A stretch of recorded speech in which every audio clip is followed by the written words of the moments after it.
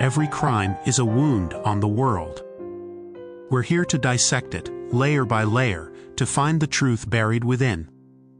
This is Anatomy of Crime. The fear had a texture. It was as coarse and damp as the soot-stained brick of a Bradford terrace house on a cold October night. It crept in with the fog that rolled over the Pennines, clinging to the industrial towns of West Yorkshire, seeping under doors and through window frames. By the late 1970s, it was a constant, unwelcome resident in the homes of millions. Women stopped walking alone after dark.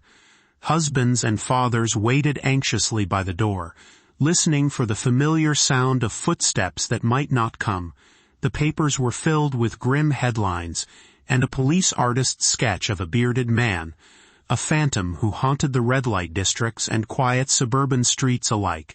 They called him the Yorkshire Ripper. His name was spoken in hushed tones, a modern boogeyman whose brutality seemed to belong to another, more savage century. He stalked the shadows, a predator, armed with a hammer, a knife, and an unnerving ability to vanish into the night. With each new victim, the terror intensified, but so did the pressure on the West Yorkshire Constabulary. They responded by launching one of the largest and most expensive manhunts in British history. 2.5 million police hours, over 250,000 people interviewed, 30,000 statements taken, a colossal effort of manpower and resources, all aimed at stopping a ghost. But the ghost was a man, a lorry driver named Peter Sutcliffe, and the most chilling fact of this entire saga is not the scale of his depravity, but the scale of the failure to stop him. He was not a phantom. He was a name in a file. He was a face across an interview table. He was a suspect, not once, not twice, but at least 9 times. 9 separate occasions when the net tightened around him, only to be inexplicably, tragically loosened. The story of the Yorkshire Ripper is a story of murder, but its true, unique horror lies elsewhere. It's a story of a system that broke under pressure. It's a story of ingrained prejudice that blinded investigators to the truth. And it's a story of a single catastrophic mistake that sent thousands of detectives chasing a phantom voice, while the real killer continued his work, hiding in the one place no one seemed able to see him, plain sight. Today we dissect the anatomy of a flawed manhunt, exploring how institutional blindness, technological inadequacy, and a cruel hoax allowed a monster to walk free among the very people dead. The story begins, as it so often does, with a life cut short. On the morning of October 30th, 1975, the body of Wilma McCann was found in a playing field in the Chapeltown district of Leeds. The 28-year-old mother of 4 had been struck twice with a hammer and stabbed 15 times.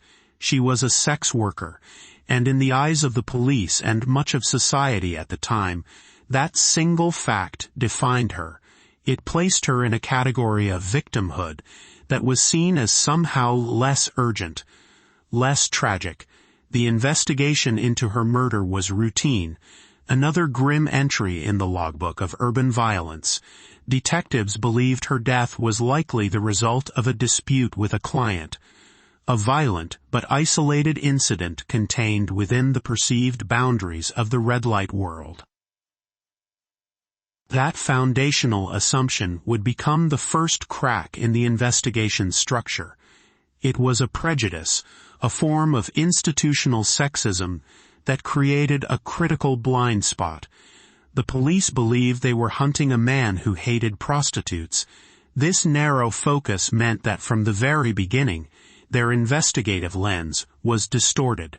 They were looking for a specific type of killer, and in doing so, they would fail to see the far more dangerous and indiscriminate predator taking shape before their eyes. Just a few months later, in January of 1976, Emily Jackson was murdered. The 42-year-old mother from Leeds had recently turned to sex work to help her family with financial troubles. Her body was found in an alley, bearing the horrific signature of the same killer, hammer blows to the head, and dozens of stab wounds inflicted with a sharpened screwdriver. The weapon was different, but the method was the same. The press began to connect the dots, and the term Ripper first surfaced, a sensationalist echo of the Victorian killer who had haunted the streets of Whitechapel. With the second murder, the West Yorkshire Constabulary knew they were dealing with a serial killer. The investigation escalated dramatically. A murder squad was formed under the command of Detective Chief Superintendent Dennis Hoban, a respected and experienced officer, but they were immediately confronted with a problem of scale they were utterly unprepared for. The information poured in, sightings, suspicions, vehicle numbers, names, and it all had to be processed by hand. This was an era before computerized databases. The incident room was a sea of paper, managed by a complex system of card indexes. Every piece of information was written on a card, cross-referenced, and filed in vast cabinets. It was a system that relied entirely on the diligence and memory of the officers operating it, a system that was archaic, cumbersome, and fatally prone to error when faced with an unprecedented deluge of data. A single misspelled name, a misfiled card, or a failure to connect two disparate reports could mean the difference between a vital lead and a dead end. This paper machine would soon begin to groan under the strain. The killer laid low for over a year, and then, in February 1977, the body of Irene Richardson, a 28-year-old mother of two, was discovered in Roundhay Park, Leeds. Like the others, she was a sex worker, killed by the now familiar combination of hammer and knife. The police were more certain than ever of their theory. They were hunting a man with a pathological hatred of prostitutes. They issued warnings to women working the streets in Leeds and Bradford. They flooded the red light districts with undercover officers. They were digging in, doubling down on their initial assessment. But the killer was already evolving. 2 months later, in April, he killed Patricia Atkinson in her Bradford flat. Then, in June, something happened that should have shattered the police's core theory and forced a complete re-evaluation of the entire investigation. 16-year-old Jane MacDonald was walking home from a night out with friends in Leeds. She was a shop assistant, a bright, happy teenager with no connection whatsoever to the world of sex work. On the morning of June 26th, her body was found in an adventure playground. She had been brutally murdered by the Yorkshire Ripper. The murder of Jane MacDonald was a seismic event. It transformed the public perception of the case. The killer was no longer a threat confined to a marginalized community. He was a monster who could strike anyone anywhere. The fear that had been simmering in the background now boiled over into widespread panic. The press coverage became frenzied. The police were under immense political and public pressure to catch the killer, and to do it now. The investigation, already the largest in the region's history, ballooned to an unprecedented size, placed under the command of Assistant Chief Constable George Oldfield. Yet, despite the clear evidence that their central theory was wrong, the police were slow to adapt. They publicly acknowledged that the killer was now targeting innocent women, a deeply problematic distinction that implied the previous victims were somehow less so. But privately, many officers clung to the prostitute hater motive. They theorized that he had simply mistaken Jane for a sex worker. This cognitive dissonance, this refusal to abandon a flawed premise in the face of contradictory evidence, was the second critical failure. It kept their focus too narrow. and prevented them from considering a wider range of motives and suspects. A man who hated prostitutes was one thing. A man who simply hated women was something else entirely. And as the police struggled to adjust, the paper machine in the incident room was breaking down. With every new murder, the volume of information became more unmanageable. Tens of thousands of index cards now filled the cabinets. The simple act of checking if a new piece of information connected to an old one became a monumental task. Somewhere in that blizzard of paper, the name Peter Sutcliffe had already appeared. He was a needle in a haystack, and the haystack was growing larger by the day.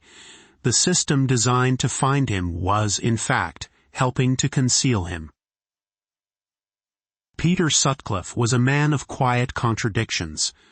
Born in Bingley, West Yorkshire in 1946, he was a shy, awkward child who was often bullied at school. He left with few qualifications and drifted through a series of manual labor jobs before finding steady work as a lorry driver. By the mid-1970s, he was a married man, living with his wife Sonia in a quiet, respectable house in the Heaton district of Bradford. To his neighbors, he was unremarkable. A bit of a loner perhaps, but polite and hard-working. He washed his car, tended his garden, and lived a life of mundane routine. But beneath this veneer of normality lay a dark and complex inner world.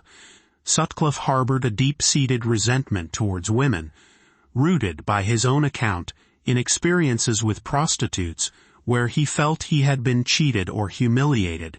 He was also fascinated by the macabre, spending some of his spare time working as a gravedigger. This job gave him a morbid familiarity with death, and perhaps a sense of power and control that was otherwise absent from his life. He began carrying weapons, a hammer, knives, screwdrivers, and cruising the red-light districts of Leeds and Bradford. He wasn't just looking for sex, he was looking for targets. His first known attacks on women predate the murder of Wilma McCann. In 1969, he struck a woman in Bradford with a stone in a sock, but was disturbed by a passerby. In July of 1975, just months before the first murder, he attacked 2 women on the same night with a ball-peen hammer, and another woman a month later. These women survived, and their cases were not initially linked to the later murders. But the pattern of behavior was established. The quiet lorry driver was honing his craft. The first time Peter Sutcliffe's name officially entered the Ripper investigation was in 1977. His Ford Corsair was seen multiple times in the red-light districts of Leeds and Bradford. A police patrol had logged his registration number. It was one of thousands of such sightings. When detectives interviewed him at his home, he was calm and plausible. He told them he was just driving through on his way home from work. His wife, Sonia, provided him with an alibi for the night of one of the murders. The police had no reason to disbelieve them. He was a married man with a steady job. He didn't fit the profile of a loner, a social outcast. He was checked off the list. A card was filed. The investigation moved on. The second chance came through a source close to Sutcliffe himself. A man named Trevor Birdsall, who Sutcliffe considered a friend, had grown deeply suspicious. Sutcliffe had made incriminating comments, and his physical appearance matched the widely circulated composite sketch. Birdsall went to the police, not once, but twice, to report his concerns. He wrote a detailed, anonymous letter outlining exactly why he believed his friend Peter Sutcliffe was the Yorkshire Ripper. The letter was received, but it became one of an estimated 30,000 similar letters and tip-offs. It was processed, filed away, and lost in the overwhelming tide of information. No immediate action was taken. The system couldn't distinguish between a crank letter and a vital piece of the puzzle. It treated all information as equal. and in doing so rendered most of it useless. The manhunt continued to flounder through 1978. The killer claimed 2 more victims, 21-year-old Helen Reitka and 40-year-old Vera Millward. The pressure on George Oldfield and his team was immense. The public was losing faith, the press was relentless, and the killer remained a step ahead. They felt they were missing something, some key that would unlock the case. And then, in June of 1978, a letter arrived at the offices of the Daily Mirror newspaper, purportedly from the killer himself. It was the first of 3 letters, taunting the police and their lead investigator by name. "Dear Sir, I am sorry I cannot give my name for obvious reasons. I am the Ripper." The letters were chilling, filled with a sense of glee and arrogance. But it was what happened a year later, in June of 1979, that would prove to be the single most devastating turning point in the entire investigation. A 2-minute audio tape was sent in an envelope to George Oldfield. On it, a man's voice, slow and deliberate with a distinctive gravelly accent, spoke directly to the man hunting him. "I'm Jack," the voice said. "I see you are still having no luck catching me. I have the greatest respect for you, George. But Lord, you are no nearer to catching me now than 4 years ago when I started." He claimed responsibility for the murder of Joan Harrison, a victim not previously attributed to the Ripper, in an apparent attempt to prove his authenticity. For George Oldfield, the tape was a revelation. It was the breakthrough he had been desperately waiting for. He was convinced, with absolute certainty, that this was the voice of the killer. He held a massive press conference, playing the tape for the nation to hear. The Wearside Jack tape, as it became known, became the central focus of the entire manhunt. Linguists and dialect experts were brought in. They pinpointed the accent to the Castletown area of Sunderland, a region known as Wearside, over 70 miles away from the Ripper's hunting grounds in West Yorkshire. This was the moment the investigation drove off a cliff. The flawed manhunt now became a fatally misguided one. The complex, multifaceted investigation was simplified, streamlined into a single overriding objective: find the man with the Wearside accent. A massive public awareness campaign was launched. The voice was played on television and radio. Billboards with transcripts of the tape were erected. An unprecedented £1 million was spent on advertising. The police were no longer looking for a suspect. They were looking for a voice. This new, laser-like focus had catastrophic consequences. It created an immediate and powerful filter through which all evidence was now passed.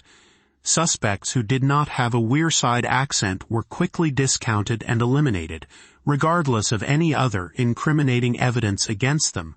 The vast and complex web of index cards, which already struggled to connect disparate pieces of information, was now subject to a new simplifying rule.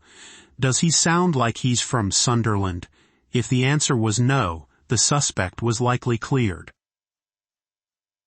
Peter Sutcliffe, born and raised in Bingley, West Yorkshire, had a local accent. He sounded nothing like the voice on the tape, and so, with the arrival of Wearside Jack, he was effectively granted a shield of invisibility. He had already been interviewed and dismissed. Now he was further insulated from suspicion. As the police chased a ghost from Sunderland, the real killer in Bradford was free to continue his work, more confident than ever that he would never be caught. While the police were chasing the Wearside phantom, Sutcliffe was interviewed again. And again. The reasons were varied.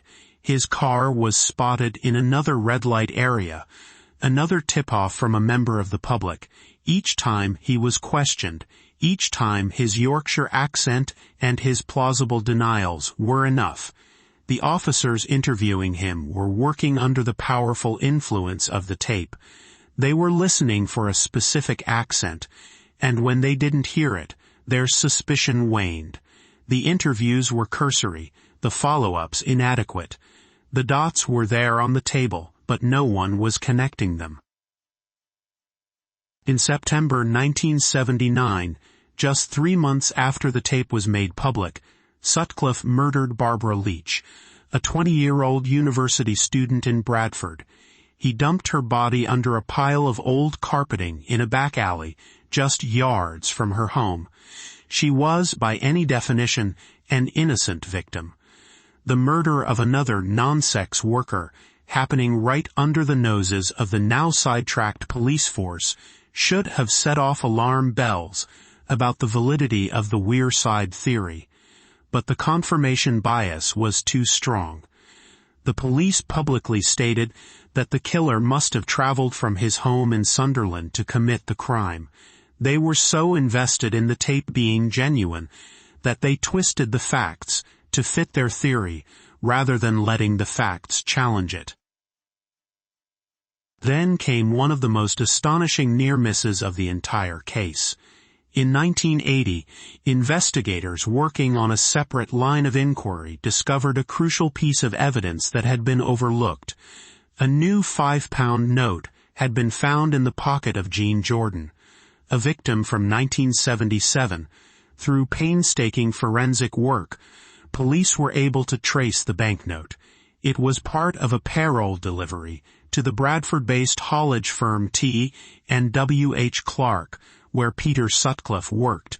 This was a direct, tangible, physical link between a victim and a very specific group of just over 8,000 men.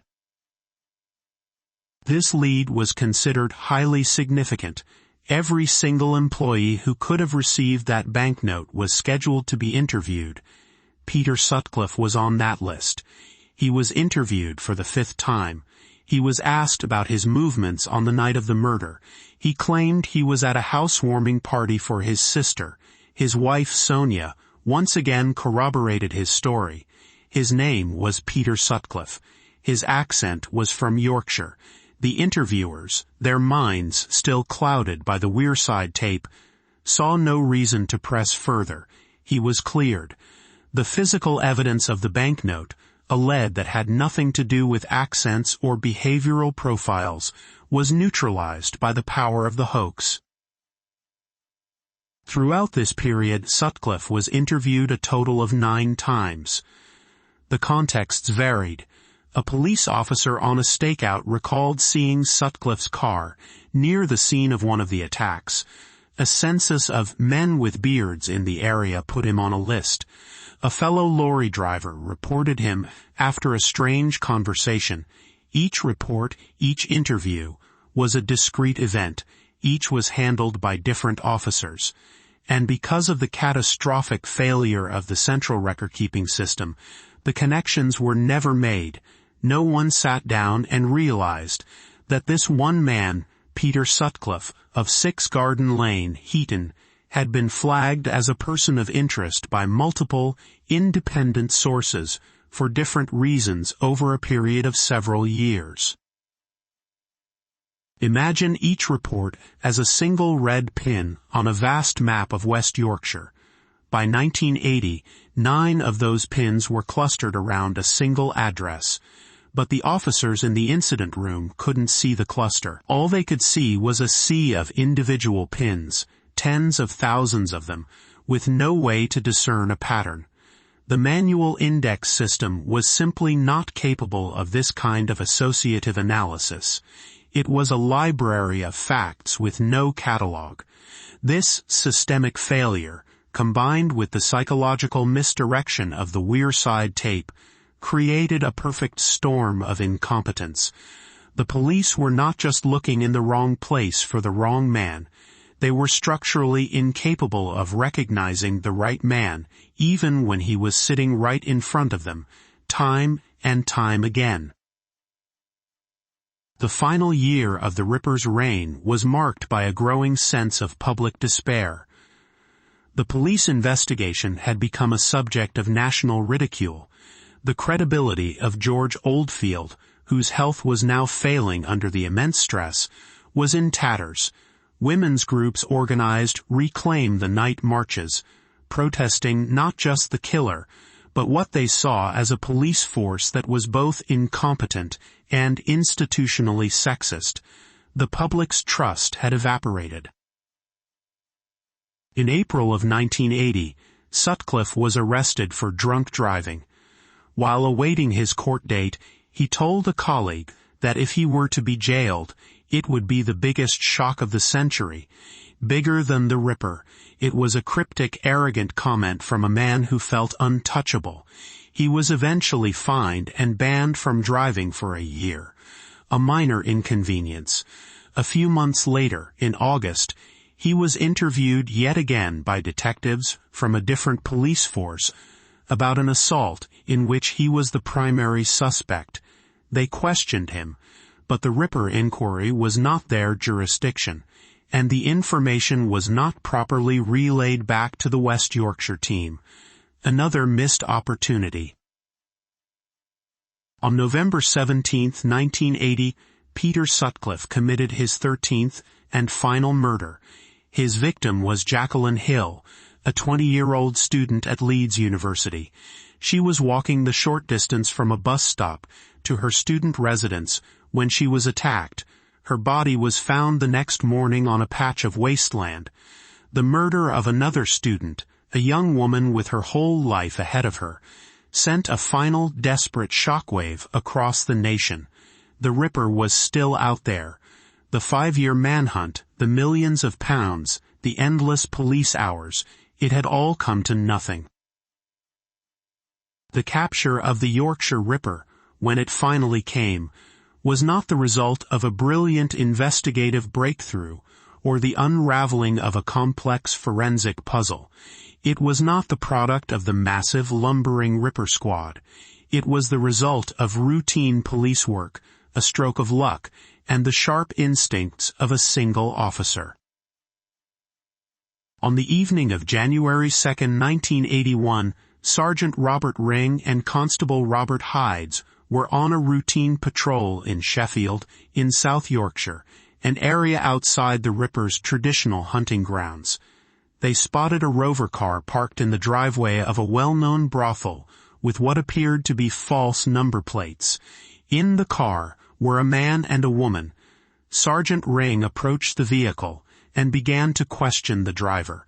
The man gave his name as Peter Williams.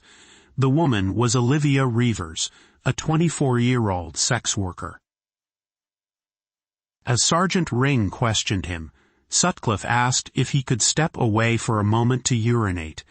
The officer, preoccupied with checking the car's registration, agreed. Sutcliffe walked into the shadows of a nearby garden. When he returned, the officers completed their checks and decided to take both Sutcliffe and Reevers to the station for questioning about the false plates. Sutcliffe was placed in a police car and taken to Dewsbury Police Station. At the station, the routine nature of the arrest continued, but something felt off. Sutcliffe's calm demeanor seemed strange for a man caught in such a compromising situation. While he was being processed, Sergeant Ring, bothered by the man's brief walk into the darkness, decided to return to the scene of the arrest. He retraced Sutcliffe's steps, searching the garden where he had claimed to be urinating. There, lying on the ground, he found a ball-peen hammer. A short distance away, he found a knife. Sergeant Ring immediately realized the potential significance of his discovery. Back at the station, the atmosphere changed instantly.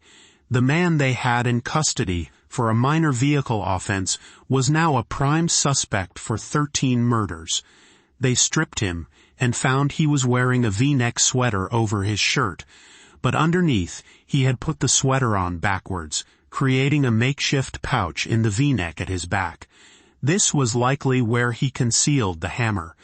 They also found a second knife concealed in the police station's toilet cistern, where Sutcliffe had managed to hide it while in custody. The evidence was overwhelming. Over the next day, Peter Sutcliffe was subjected to an intense interrogation. He remained calm, denying everything. But the detectives were relentless. They confronted him with the details of the murders, the weapons, the locations. They brought in photographs of the victims. For hours he maintained his innocence. Then, after nearly a full day of questioning, something inside him broke.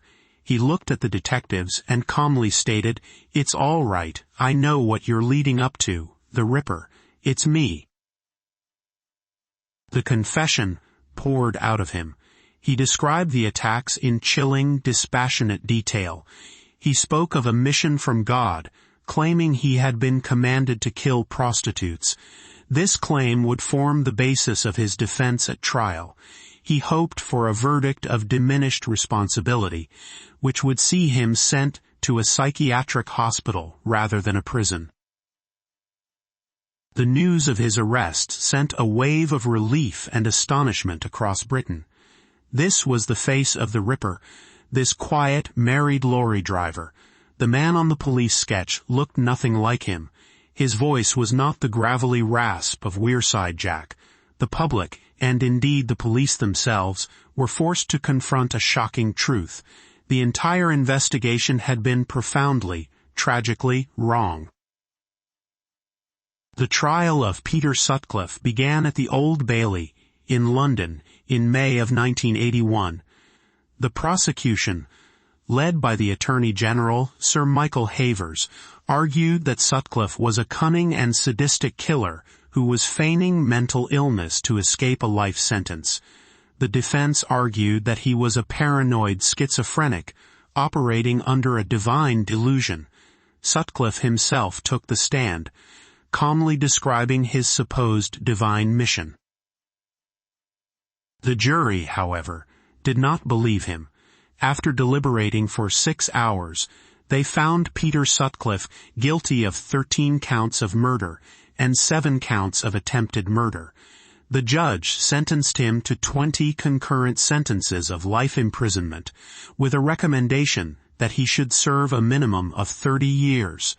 The hunt was finally, officially over. But the conclusion of the trial was only the beginning of the reckoning. The focus now shifted from the killer to the investigation that had failed to catch him. The public wanted answers. How could one man evade capture for so long, despite being interviewed 9 times? An official inquiry was launched, led by the Inspector of Constabulary, Lawrence Byford.